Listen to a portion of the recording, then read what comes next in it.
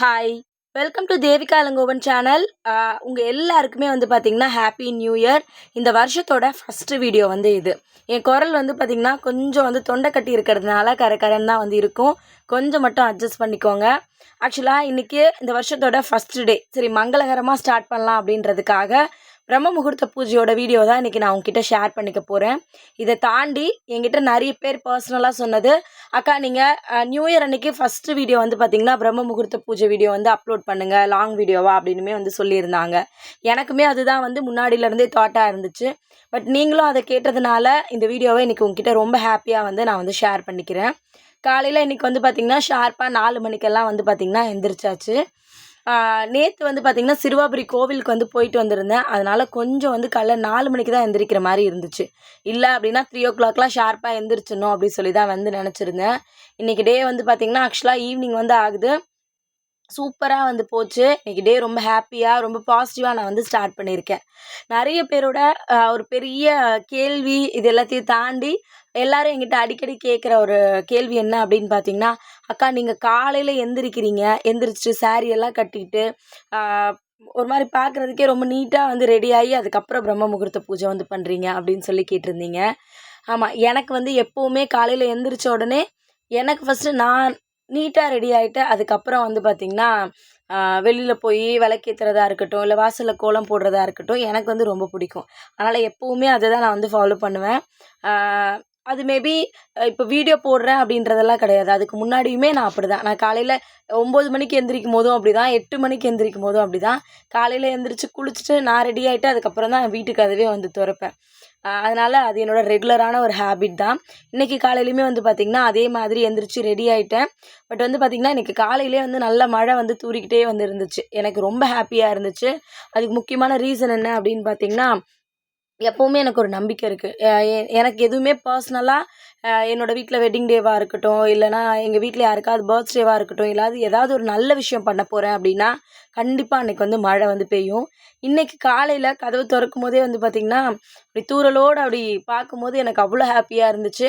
கடவுள் இந்த வருஷம் உனக்கு நல்ல வருஷமாக இருக்கும் அப்படின்னு ப்ளஸ் பண்ணுற மாதிரி எனக்கு இருந்துச்சு. அதனால் நான் இன்னுமே ரொம்ப ஹாப்பியாக மாறிட்டேன். காலையிலே பார்த்திங்கன்னா நான் ரெடி ஆகிட்டு அதுக்கப்புறம் வெளியில் பார்த்துருந்தப்போ மழை வந்துருந்துச்சா, சரி அப்படியே செடியில் இருக்கிற பூவெல்லாம் பறிச்சிடலான்னு சொல்லி போயிருந்தேன். இப்போலாம் பார்த்திங்கன்னா பவள மல்லி இருக்குது. பட் அது என்னென்னா கீழே விழறதில்ல, அப்படியே செடியிலே சாஞ்சி இருக்குது. அதனால் நான் அப்படியே எடுத்துகிட்டு வந்துட்டேன். பட் செம்பருத்தி பூ கிடைக்கல எனக்கு. நம்ம வீட்டில் பூக்கலை. அதனால் வெறும் பவள மல்லி மட்டும் எடுத்துகிட்டு உள்ளே அப்படியே வச்சாச்சு. காலையில் இன்றைக்கி வருஷப்பிறப்பு அப்படின்றதுனால வாசப்படியெல்லாம் மஞ்சள் குங்குமம் வச்சிடலாம் அப்படின்னு சொல்லிட்டு தான் முடிவு பண்ணியிருந்தேன். எப்போவுமே பார்த்திங்கன்னா சில பேர்லாம் முன்னாடி நாள் நைட்டு வச்சுட்டு படுப்பாங்க. கோலம் அதே மாதிரி போட்டு படுப்பாங்க.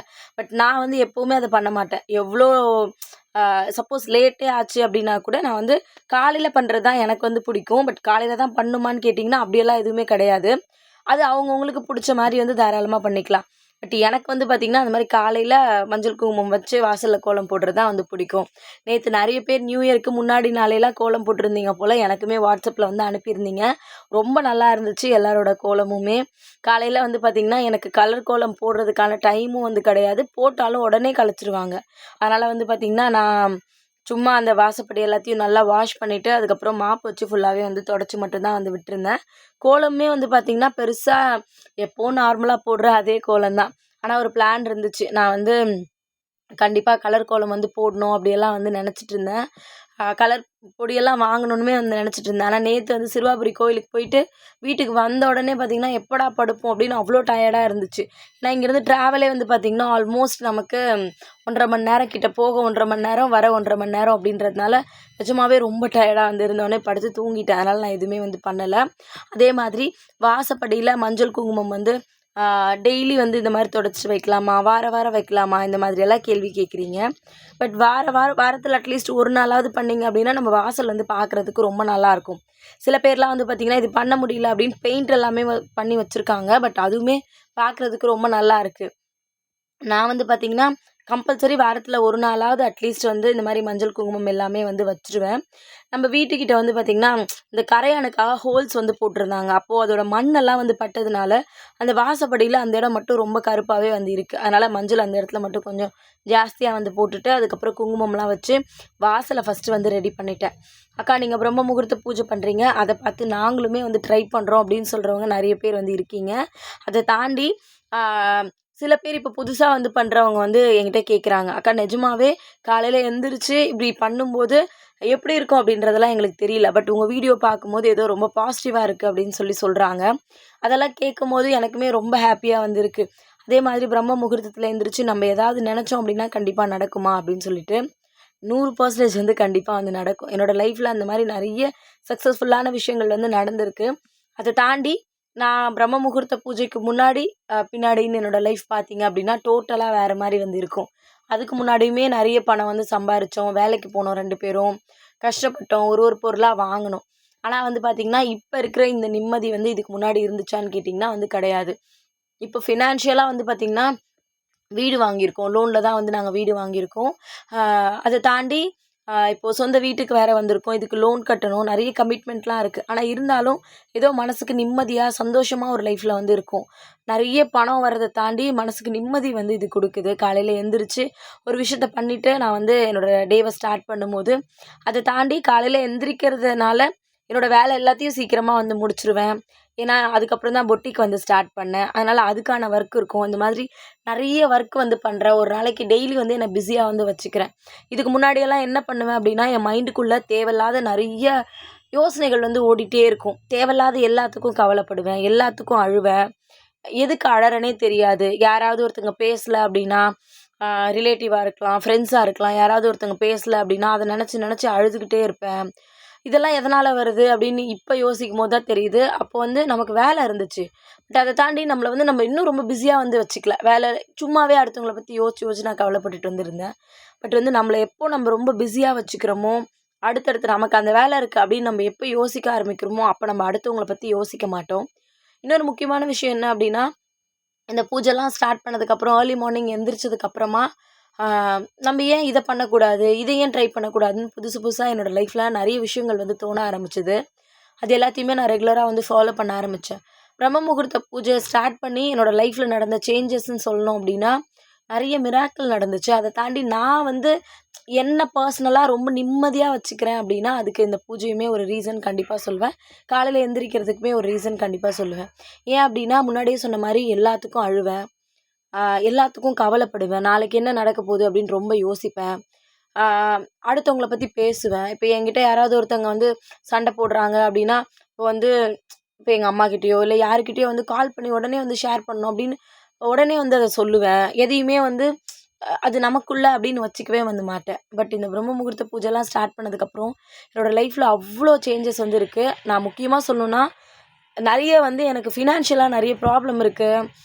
அது எல்லாத்தையும் தாண்டி நான் ரொம்ப நிம்மதியாக இருக்கேன். என்ன நடந்தாலும் பார்த்துக்கலாம், எதுனாலும் பிரச்சனை இல்லை, நம்ம லைஃப்பில் எல்லாமே நல்லதாக தான் நடக்கும் அப்படின்ற ஒரு பாசிட்டிவ் தாட் வந்து வர்றதுக்கு வந்து கண்டிப்பாக எனக்கு இந்த ஏர்லி மார்னிங் எந்திரிச்சு பிரம்ம முகூர்த்த பூஜை பண்ணுறது வந்து கொடுத்துருக்கு. எனக்கு நான் ரொம்ப நிம்மதியாக இருக்கேன். அதுதான் நான் உங்ககிட்ட திரும்ப திரும்ப சொல்லணும்னு நினைக்கிறேன். ஏன்னா எல்லாருக்கும் அந்த நிம்மதி கிடைக்கிறதா ரொம்ப கஷ்டம். என்னை பார்க்குறவங்க கேட்குறதெல்லாம், "நீ எப்படி இவ்வளோ வேலை செய்கிற? உன்னால் எப்படி முடியுது?" அப்படி தான் வந்து நிறைய பேர் வந்து கேட்குறீங்க. காலையில் எந்திரிக்கிறீங்க, ஃபுல் டே வேலை பார்க்குறீங்க அப்படின்னு. பட் நான் இப்படி இல்லை அப்படின்னா, தேவையில்லாத நிறைய விஷயங்களை வந்து யோசிப்பேன். இதனால் நான் கவலைப்படுவேன். இவங்க என்கிட்ட பேசலை, அவங்க பேசலை, இது ஏன் இப்படி நடந்துச்சு? இது இப்படி நடந்திருக்கலாம்ல இப்படின்னு நான் 100 கேள்வி வந்து கேட்டுப்பேன். இதுக்கு முன்னாடியெல்லாம் என் மண்டைக்குள்ளே ஏதாவது ஒரு விஷயம் ஓடிக்கிட்டே இருக்கும். பட் வந்து இப்போவுமே எதை பற்றி யோசிக்காமல் இருக்கேனான்னு கேட்டிங்கன்னா இல்லை, யோசிப்பேன். ஆனால் வந்து அடுத்த நிமிஷமே எனக்கு தோன்ற ஒரே ஒரு விஷயம் என்ன அப்படின்னா, பார்த்துக்கலாம், எவ்வளோ விஷயம் பார்த்துட்டோம், கண்டிப்பாக நமக்கு கடவுள் ஏதோ ஒரு வழி காட்டுவார், நமக்கு நல்லதாக நடக்கும் அப்படின்னு ஒரு பாசிட்டிவான ஒரு விஷயம் வந்து எனக்கு நானே சொல்லிக்கிறேன். பட் முன்னாடியெல்லாம் அப்படி இருந்தேனான்னு கேட்டிங்கன்னா கண்டிப்பாக வந்து கிடையவே கிடையாது. நான் உங்களுக்கு சொல்கிற விஷயமும் அதே தான். கண்டிப்பா ஏர்லி மார்னிங் எந்திரிச்சு நீங்களுமே பிரம்ம முகூர்த்த பூஜை ட்ரை பண்ணி பாருங்கள். உங்களோட லைஃப்பில் நிறைய சேஞ்சஸ் வந்து நடக்கும். எனக்கு தெரிஞ்சு நம்மளோட பூஜை பார்த்துட்டு, வீடியோஸ் பார்த்துட்டு, "அக்கா எனக்கு குழந்தை பிறந்திருக்கு. நாங்க வீடு வாங்கியிருக்கோம், லேண்டு வாங்கியிருக்கோம். நாங்க ரொம்ப ஹாப்பியா இருக்கோம். எங்க வீட்ல வந்து நான் முன்னாடி தூங்கிக்கிட்டே இருப்பேன். பட் இப்போலாம் வந்து பார்த்தீங்கன்னா, ஏர்லி மார்னிங் எந்திரிக்கிறதுனால என் ஹஸ்பண்ட் என்கிட்ட ரொம்ப அஃபெக்ஷனா இருக்காரு. முன்னாடியெல்லாம் இதனால தான் எங்க வீட்ல சண்டை வரும். நீ சரியா பசங்களுக்கு சமைச்சு குடுக்குறதில்ல, லேட்டா எந்திரிக்கிற, இந்த மாதிரி நிறைய இஷ்யூஸ் எல்லாம் இருக்கும். பட் இப்போ நான் ரொம்ப ஹாப்பியா இருக்கேன்க்கா. என் பசங்களுமே என்னை பார்க்குற விதமே ரொம்ப நல்லா இருக்கு." அப்படின்னு அவ்வளோ பேர் வந்து எனக்கு இந்த 1 இயர்ல எத்தனை பேர் சொல்லியிருப்பீங்க அப்படின்றது நிஜமாவே எனக்கும் அந்த கடவுளுக்கு மட்டும் தான் வந்து தெரியும். அப்படி யாராவது இருந்தீங்க அப்படின்னா மறக்காம நீங்களுமே கமெண்ட்ல சொல்லுங்க. எதுக்காக அப்படின்னா, மேபி இந்த வீடியோ பார்த்துட்டு யாராவது ஓகே நம்மளுமே ட்ரை பண்ணலாமே, நம்மளோட லைஃப்லயும் ஏதாவது சேஞ்சஸ் நடக்கும் அப்படின்னு மேபி ட்ரை பண்ண ஆரம்பிச்சு அவங்களோட லைஃப்லயும் ஏதாவது சேஞ்சஸ் நடந்துச்சு அப்படின்னா, அதை விட ஒரு ஹாப்பியான விஷயம் வந்து எனக்கு எதுவுமே வந்து இருக்காது. ஏன்னா நான் இதை ஸ்டார்ட் பண்ணும்போது என்னை ஏளனமா பேசினவங்க நிறைய பேர், என்னை பார்த்து பொறாமைப்பட்டவங்க நிறைய பேர், இது என்ன பைத்தியம் மாதிரி எப்போ பார்த்தாலும் காலையில் எழுந்திரிச்சு சாமி கும்பிடுது அப்படின்னு என்னை கிண்டல் பண்ணவங்க நிறைய பேர். பட் அவங்கெல்லாம் எந்த இடத்துல இருந்தாங்களோ அதே இடத்துல தான் இருக்காங்க.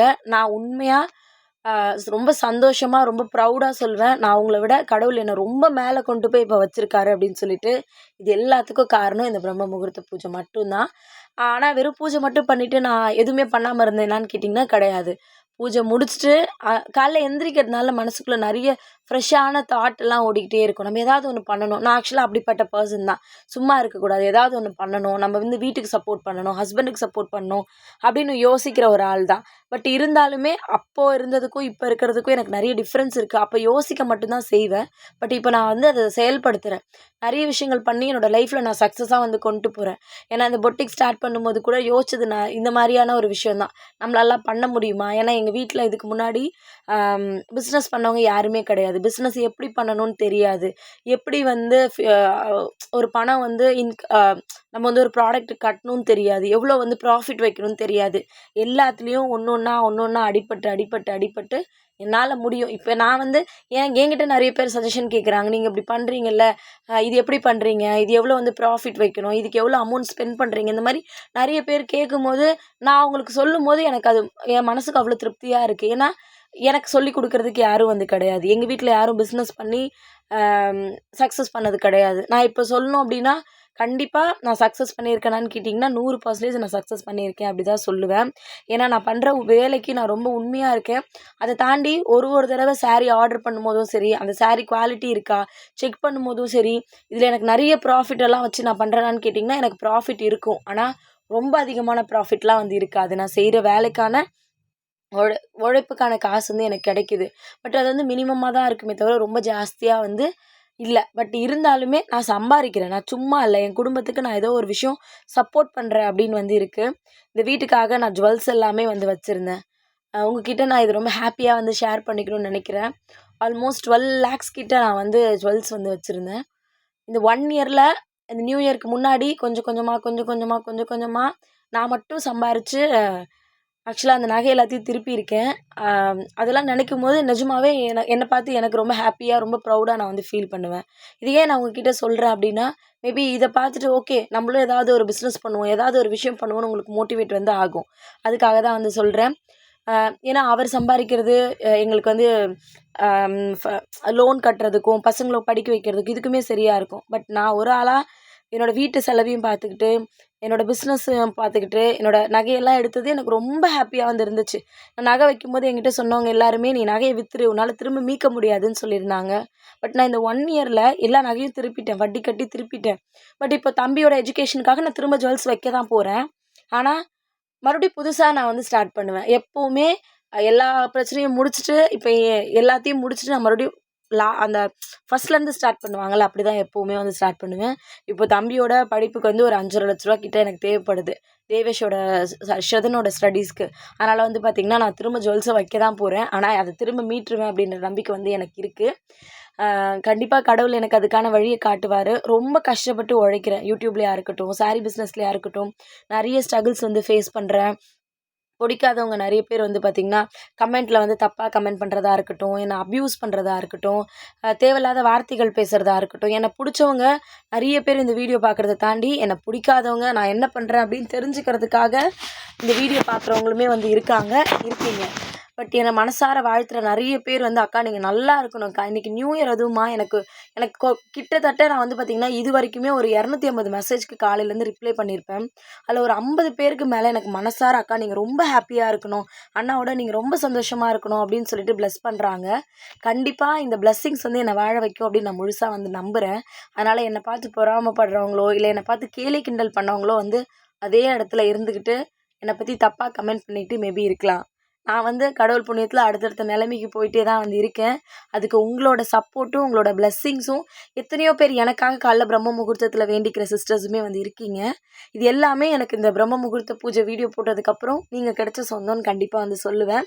அதனால் கண்டிப்பாக முடிஞ்ச அளவுக்கு ட்ரை பண்ணி பாருங்கள். நீங்களும் ஹாப்பியாக இருக்கணும் அப்படின்றது தான் என்னோட எண்ணமுமே. அதனால தான் இந்த வீடியோ கூட நான் உங்களுக்கு ஷேர் பண்ணுறேன். Thank you so much. இந்த வீடியோ உங்களுக்கு எந்த விதத்தில் யூஸ்ஃபுல்லாக இருந்துச்சு அப்படின்னு தெரியல. பட் என்னோட எக்ஸ்பீரியன்ஸை ஷேர் பண்ணியிருக்கேன். பிடிச்சிருந்துச்சா இல்லையான்றதை மறக்காமல் கமெண்ட்டில் சொல்லுங்கள். தேங்க்யூ.